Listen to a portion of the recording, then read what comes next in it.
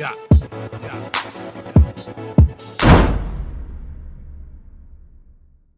Hey, yo, what's good, you guys? It's Boomer, and you're watching Blindside. And today, we're getting into one movie ruined his NFL career. Now, if you don't know who I'm talking about the football player that had his own movie called The Blind Side, where he was, I guess, adopted by some white family, mostly like a white woman, played by which I think is, pretty, you know what I'm saying? Like, she pretty, you know what I'm saying? Sandra Bullock, you know what I'm saying? I'd hit it. I'd hit it, but that's not the point. Um, so yeah, so the football player, who was merely adopted by the white woman, Sandra Bullock, and the white family, wasn't really adopted at all. It turns out that the white family actually made him sign something called a conservatorship, which is, if you don't know what that is, like basically where your guardians or so or whoever, but basically mostly guardians of you, like parents, people who I guess would adopt you or something, but they make you sign this paper, meaning they get I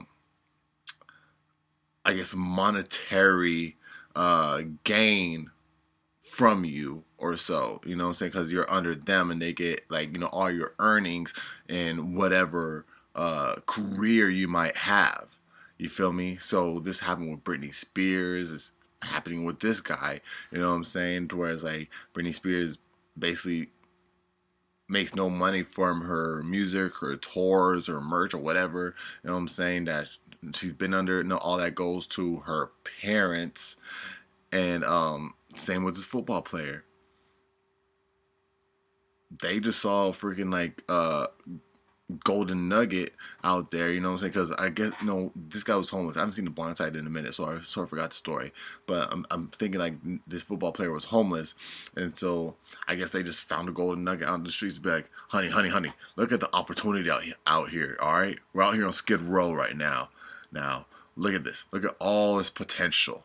Look at all this talent. You know what I'm saying? Like, when a Mac goes, to the red light district or something, a pimp goes to the red light district, be like, yo, look at all this talent that, that you could just, make hours and, just make a business off of. You know what I'm saying? Now, look, that guy right there. That big, burly guy. Now, I don't know how the hell he's homeless. He don't look homeless, but dang it, we're both not gonna be homeless after this, you know what I'm saying? So like, I'm pretty sure they just nabbed him up and be like, yo, we're gonna train you how to play football. I mean, I'm pretty sure that that's not how it went on The Blind Side, but that's what they were thinking. Like, yo, we could really make some money off this nigga right here. You feel me? So yeah, let's get straight on into it, man. Make sure to leave a like, just support the video if you enjoy it. Subscribe if you're new, so that way you can join up with the all-star gang up in this thing. Let's get straight on into it, man. Let's go. It just makes sense. So I would say that we pretty much all remember the movie The Blind Side.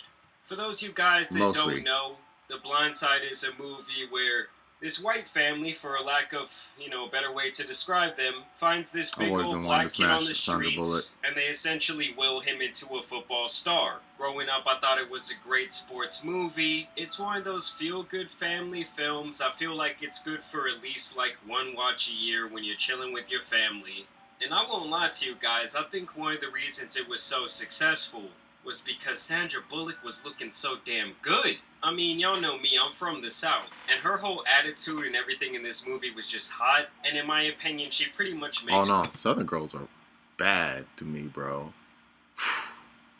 You know what I'm saying? When they be looking fine and they have that Southern twang, you feel me? Like, yeah, that's right. You know what I'm saying?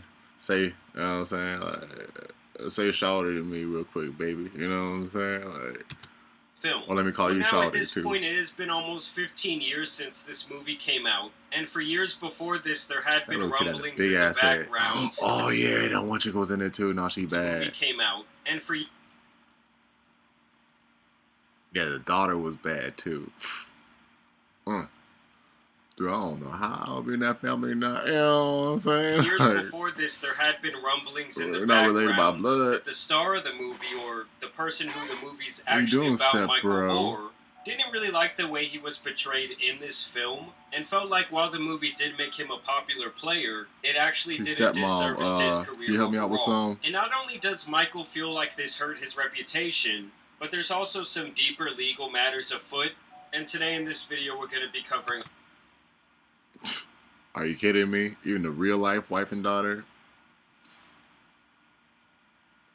Bro.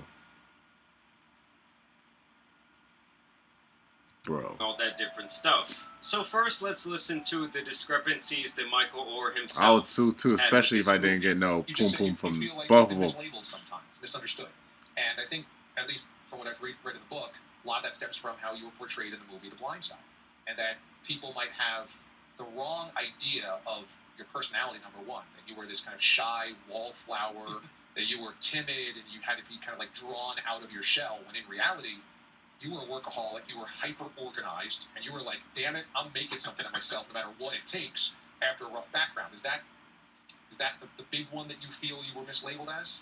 I think it took away the hard work and the dedication that I created from a child, and going to school in the third grade, getting myself up.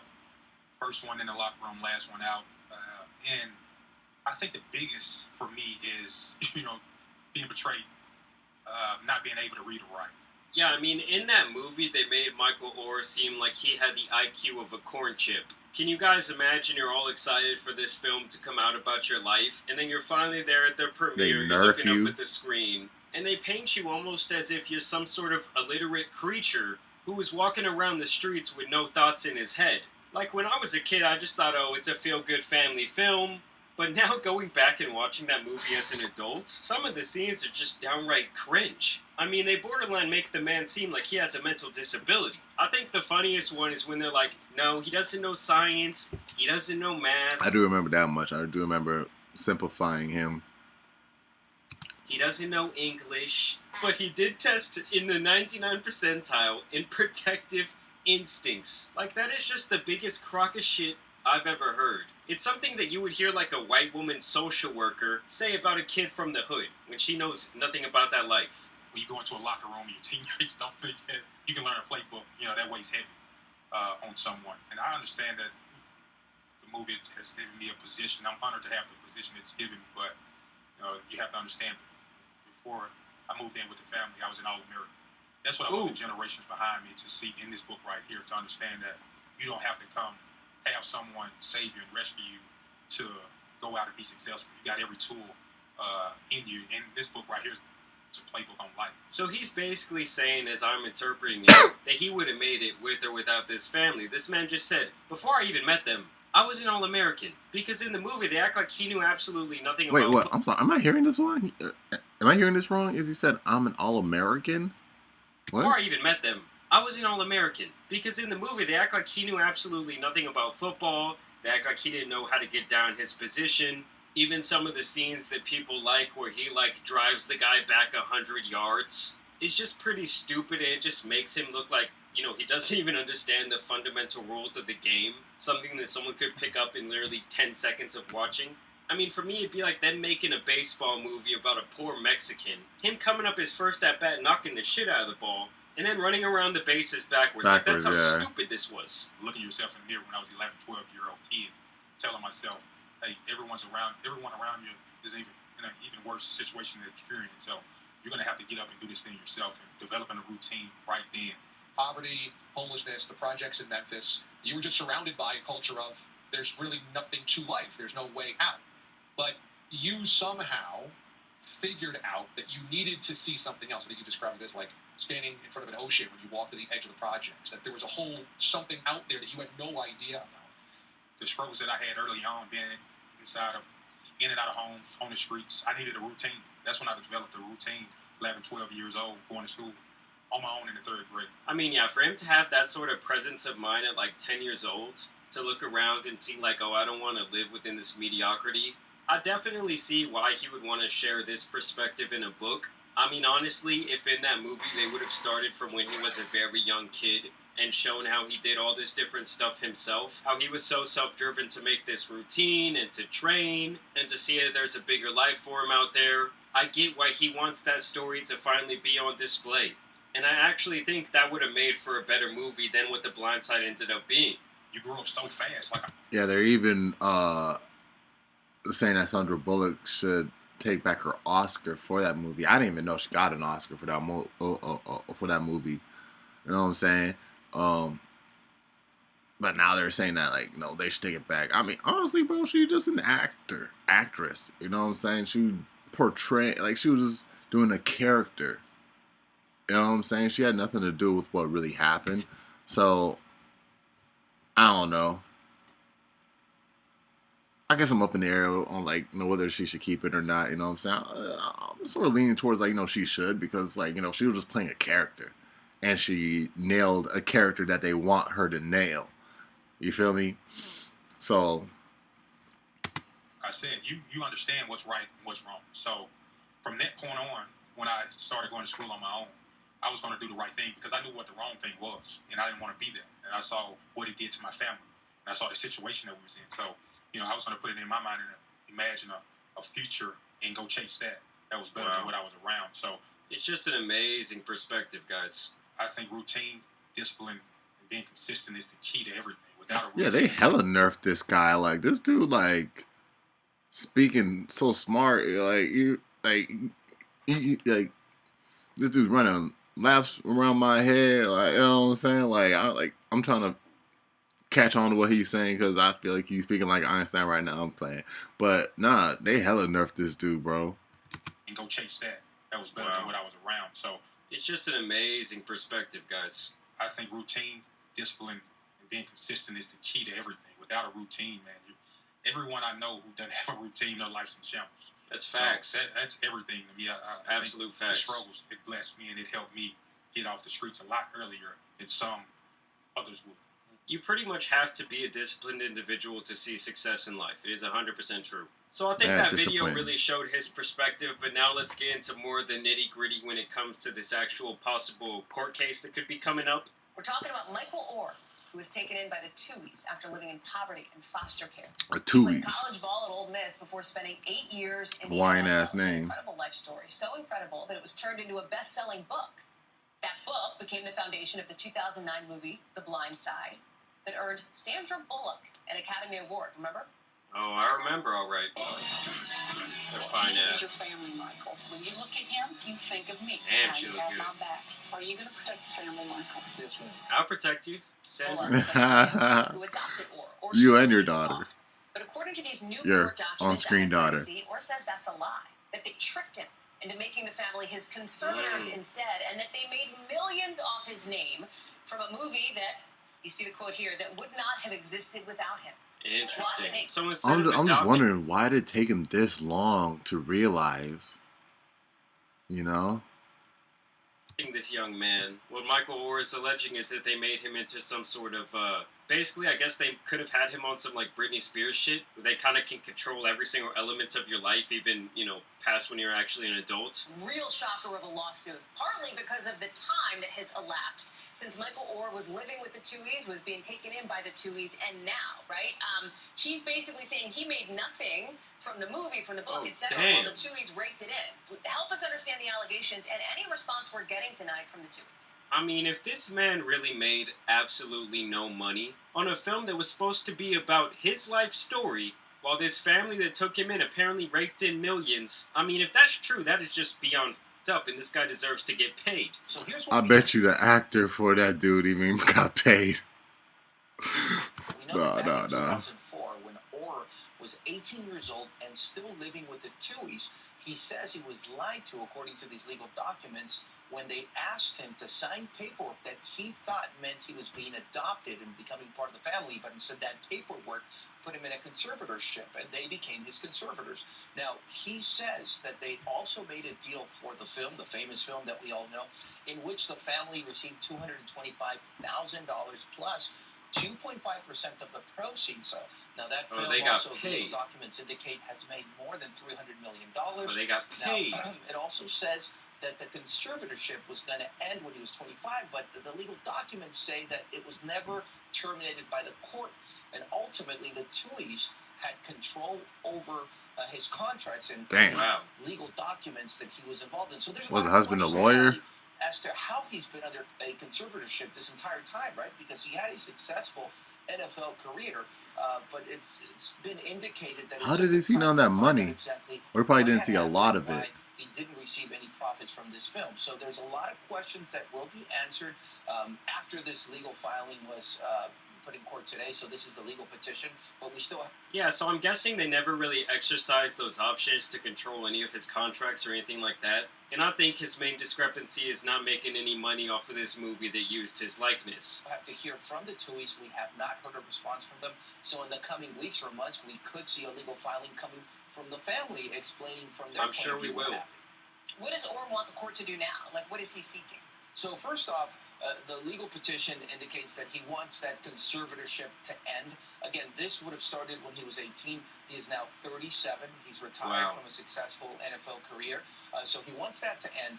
And also, 37 and retired. That the family of the Tuohys stop using his name and likeness, and also so to at least pay it went on for a him couple more years for the profits they could have made from using his name, Alan. Well, guys, we're going to have to see what the outcome of this case will be. I am interested to hear what the family's going to have to say in their rebuttal. But just based on his interview, I do see why, he would at the very least be pretty pissed off. You know what? The crazy thing is, this is what I've always thought too, bro. When I first saw the preview for the movie a long time ago, I was like, bruh, they're just using this nigga just to, make money off of him when he joins the NFL. And, you know what I'm saying? Like, yeah, like, something in the back of my mind was saying that, bro. But I was like, I was open to, like, maybe it is genuine. Of course, there's super genuine people out there. So I'm pretty sure this is, like, a part of it right here. Is like, no, like, maybe they, not even maybe, like, dude, like, no, they genuinely care for him, want to see him do good. But why specifically football?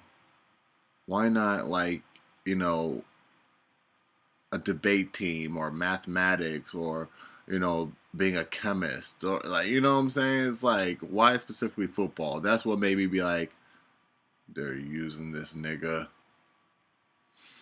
in the back of my mind, you know what I'm saying? But I didn't dwell on that. But I was, you know what I'm saying? Again,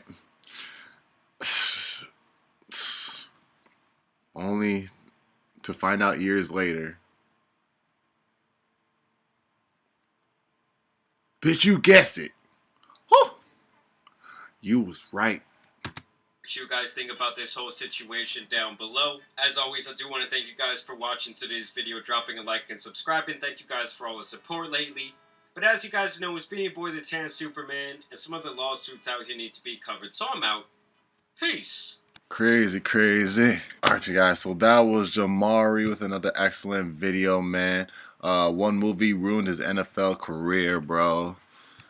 Oh, man.